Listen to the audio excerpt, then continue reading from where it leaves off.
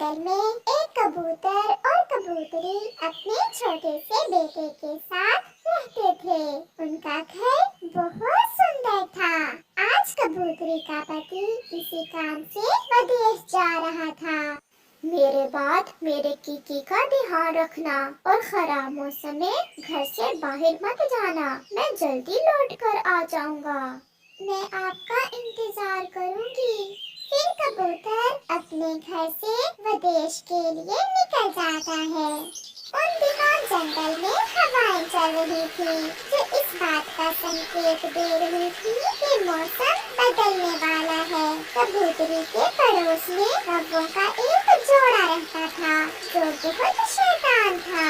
कालू चाचा कबूतर तो विदेश चला गया है, क्यों ना हम किसी तरह मोटी कबूतरी को यहाँ से भगा दें और उसके घर पर कब्जा कर लें। मेरे पास एक उपाय है, जिससे सांप भी मर जाएगा और लाठी भी नहीं टूटेगी।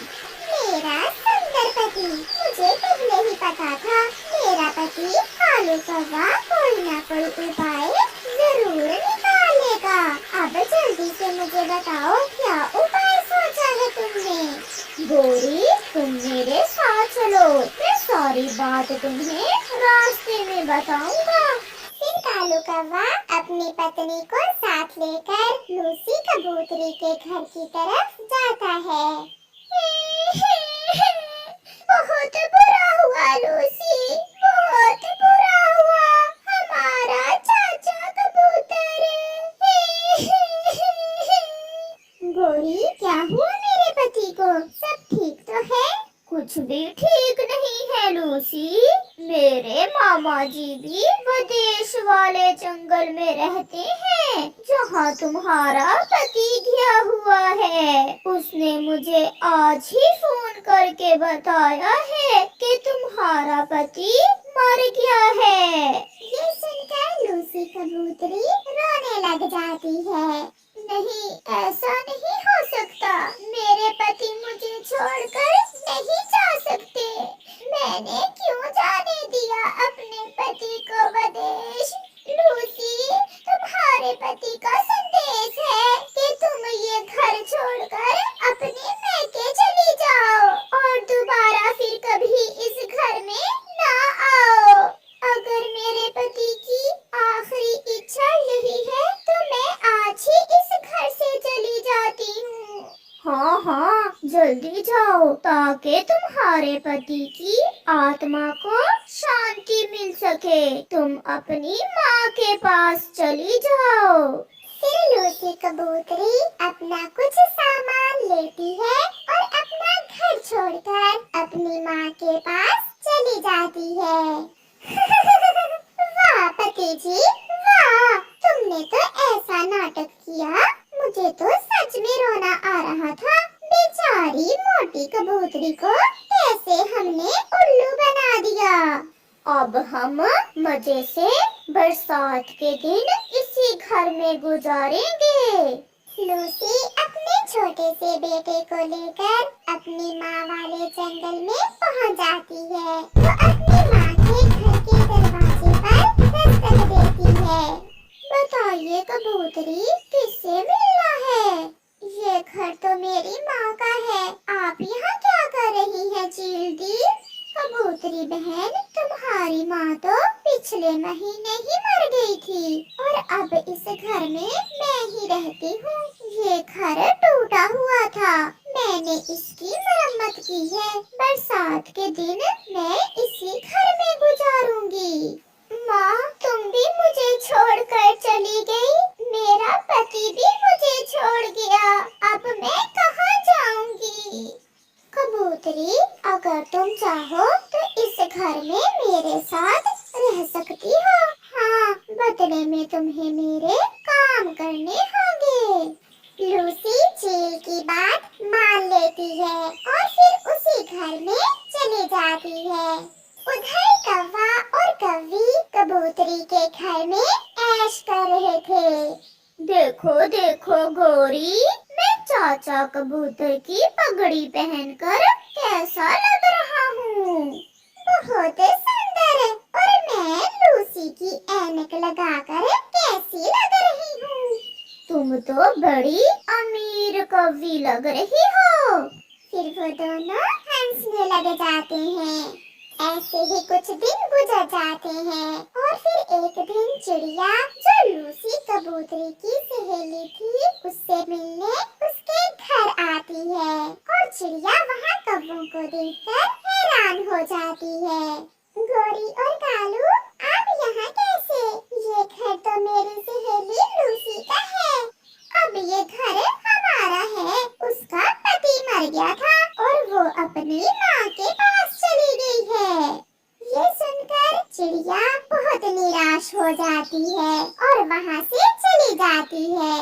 कालू जी, मुझे ये चिड़िया बहुत बुरी लगती है। हमेशा इस चिड़िया की वजह से हमें मार खाना पड़ती है। कहीं ये विदेश जाकर कबूतर को ना बता दे। ना जाएगी ये विदेश और ना बताएगी कबूतर को। तुम चिंता ना करो। मालक जी, मैं अपने बेटे से बहुत उदास हो गया हूँ। अगर आप मुझे कुछ दिनों की छुट्टी दे दें तो मैं अपने बेटे से मिल आता हूँ। छमछम अंकल, जिसके पास कबूतर काम करता था, वो बहुत अच्छा पक्षी था। वो कबूतर को कुछ दिनों की छुट्टी दे देता है और कबूतर अपने परिवार से मिलने घर वापस लौटता है। जैसे ही कबूतर पहाड़ों के पास पहुंचता है, चिड़िया कबूतर को देखकर डर जाती है। भूत भूत, बचाओ बचाओ, भूत आ गया। ये सुनकर चाचा कबूतर चिड़िया के पास चला जाता है। चाचा कबूतर के भूत, मुझे मत खाना, मुझे मत खाना। चिड़िया, क्या हुआ है? आप ठीक तो हैं? मैं हूँ चाचा कबूतर और तुम मुझे भूत कह रही हो। मगर मुझे कभी ने बताया है कि आप तो मर गए हो और आपकी पत्नी भी घर छोड़कर अपने मैके चली गई है। ये कैसे हो सकता है? मैं तो अच्छा भला हूँ। ये जरूर उन दुष्ट कौवों की कोई चाल होगी। मैं अभी लूसी की माँ के पास जाता हूँ और लूसी को वापस लेकर आता हूँ। ये कहते हुए चाचा कबूतर अपनी पत्नी के मैके वाले जंगल जाता है। लूसी अपने बेटे को पास बिठाए बैठी चील के बर्तन धो रही थी। लूसी, तुम ये क्या कर रही हो? आप जिंदा हैं? तुम्हें किसने कहा कि मैं मर गया हूँ? मुझे कुछ भी नहीं हुआ, मैं अच्छा भला हूँ। फिर लूसी अपने पति को सारी बात बताती है। उन्होंने मुझे ये भी कहा कि आपकी आखिरी इच्छा थी कि मैं वो घर छोड़कर यहाँ आ जाऊँ। आप चले मेरे साथ, मैं अभी उन दुष्ट कौवों को सीधा करता हूँ। फिर कबूतर अपने बेटे को अपने ऊपर बिठा लेता है और वो अपनी पत्नी को साथ लेकर वापस अपने घर जाता है। अभी वो रास्ते में ही थे कि तेज बारिश शुरू हो जाती है। बारिश में कबूतर का गुस्सा और भी बढ़ गया था। शाम होने से पहले पहले वो वापस अपने घर पहुंच जाते हैं। लूसी, किसी बहाने से इन कौवों को घर से बाहर निकालो। मैं अभी इन्हें बाहर निकालती हूँ। फिर लूसी गोरी को आवाज देती है। गोरी, गोरी बहन, घर से बाहर आए। कालू, उठो उठो। कालू, ये तो लूसी की आवाज है। ये ऐसी बारिश में यहाँ क्या करने आई है? लूसी फिर से आवाज देती है। गोरी बहन, आपके चाचा कबूतर मेरे सपने में आए थे और उन्होंने मुझसे कहा कि मैं आपके लिए मिठाई लेकर जाऊं। जल्दी से मिठाई ले लो और मैं वापस जाती हूँ। मिठाई का सुनकर कौवा और कौवी तुरंत घर से बाहर आ जाते हैं। मिठाई, कहाँ है मिठाई? पीछे से चाचा कबूतर लाठी निकालकर उनकी पिटाई शुरू करता है। मैं अभी तुम्हें रसगुल्ले खिलाता हूँ।